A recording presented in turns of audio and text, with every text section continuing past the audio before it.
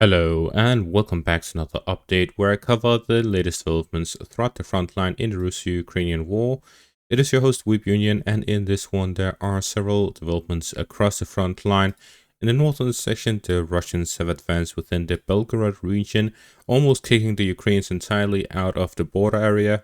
The Russians also managed to make several advances in the eastern section of the front line, where they managed to advance in the Kharkiv region in the eastern outskirts of it, across the Serbis River line, west of Belgorod, where they almost fully captured the town of Ryurivka. The Russians also managed to advance east and west of Pokrovsk as they continued to advance towards the Dnipropetrovsk region, as well as around the highway connecting Pokrovsk with Konstantinivka. The Russians also advanced in the direction of the Zaporizhia region in the southwestern outskirts of the Donetsk region. The Ukrainians counterattacked into Lysivka following the Russian capture of the town. Starting out in the south, the Russians continued their advances in the direction of Novokhivka, where they've managed to secure the northern flank of Novekhivka, advancing through the Zaporizhia region into the Donetsk region at the border area, capturing a forest line to the south of Novokhivka as they close in on the town from the south. They also managed to gain control over some forest lines to the east of the town. There is now less than 2 days until the May 7th ceasefire, which the Russians will be beginning at midnight between May 7th to May 8th, and it will last until the midnight to May 11th, so 3 days ceasefire.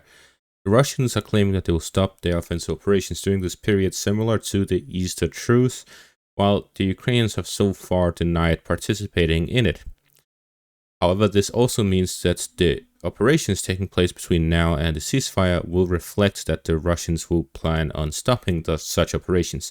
Therefore, it is very unlikely that the Russians will storm Novokhivka before this ceasefire. Instead, they'll wait until after it, lest they enter the town and then have to withdraw again due to the ceasefire, similar to what happened during this Easter ceasefire. Therefore, the Russians are clearing the areas around the town, preparing for their assault to capture the town. Further northeast, the Russians have managed to advance in the direction of Troitsk, where they are advancing from the northern flank. We see here, in a similar case, the Russians have captured the first lines just outside of the town from the north and from the east. And again, they have not entered the town. They are likely waiting until the ceasefire begins, following which the Russians will enter into Troitsk, Bohdanivka, and Horihove to capture all three towns. Therefore, until the ceasefire begins, to work on the first lines nearby rather than storming the towns, lest they have to withdraw from them once the ceasefire begins.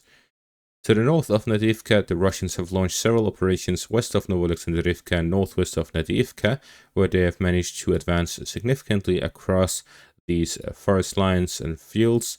However, their control over any of these areas is unclear so far.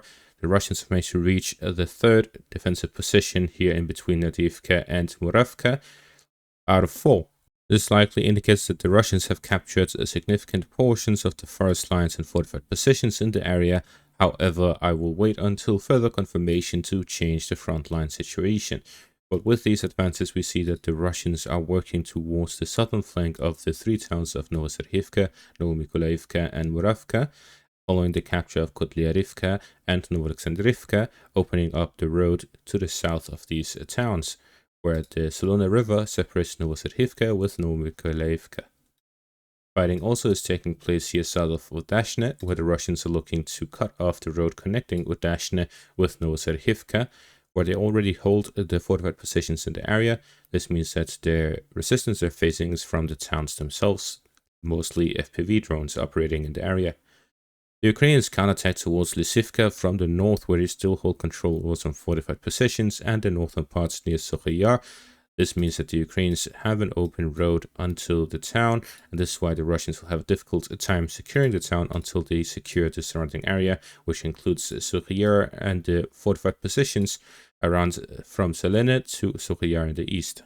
To the east of Pokrovsk, near the intersection, the Russians continued their fighting on the outskirts of Medinivka. Here, unlike other areas, they have already entered the town. They may be looking to gain control over the outskirts of it, As they do not have any sustainable positions along the intersection itself, they need to advance further to secure the positions across the highway.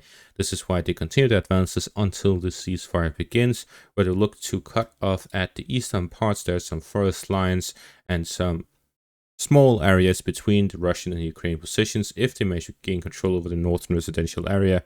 The Russians may also launch operations towards the fortified positions to the north of the intersection to secure the southern flank of Novekhivka, and fighting also continues within Novekhivka as well, where the Russians may look to gain control over the eastern area ahead of the ceasefire.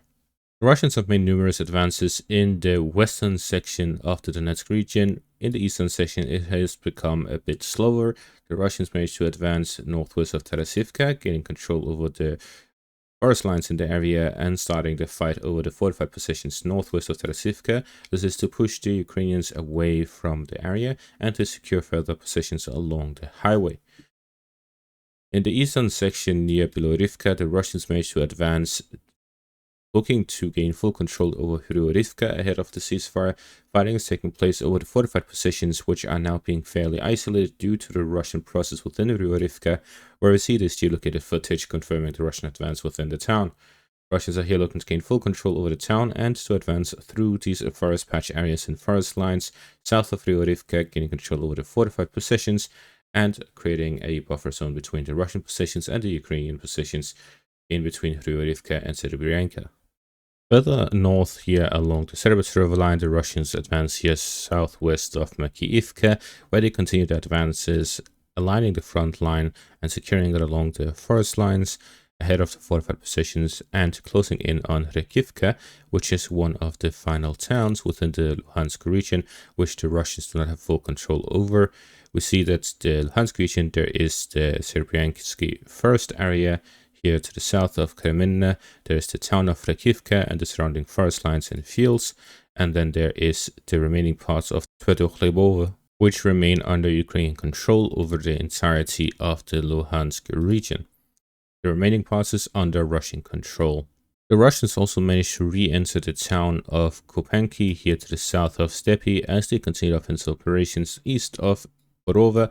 The Russians are here looking to gain full control over the Luhansk region and also to connect the roads between the Russian positions west of the Cerebus River line from the south and the north. In the northern section of the front line, the Russians managed to push the Ukrainians further back within the Belgorod region, where they are slowly completely pushing the Ukrainians out of Russian territory. We see that the Ukrainians only have these two small areas remaining under their control within the Belgorod region, and within the Kursk region, the positions are practically non-existent, with the only positions being secured due to the river lines securing their positions, making it costly and difficult for the Russians to recapture them.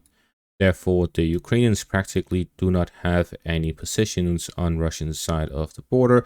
All of their positions are simply small incursions, similar to some of the PR stunts they made 2 years ago. None of these holdings will have any significance in terms of any future peace deal. This means that the current situation is based on what is happening on the eastern section of the front line and the Russian incursions into the Sumy and Kharkiv regions. You may see an expansion of offensive operations by the Russians within the Sumy and the Kharkiv regions, as well as in the eastern section of the front line. However, any larger operations will take place after the ceasefire, not before it. In just a few days, we'll be seeing the victory parade within Russia, celebrating the 80th anniversary of the end of World War II. That is going to be all for this update. Thank you for watching. Make sure to leave a like, subscribe, check out our Patreon and YouTube membership for additional content. Thank you for watching and have a great day.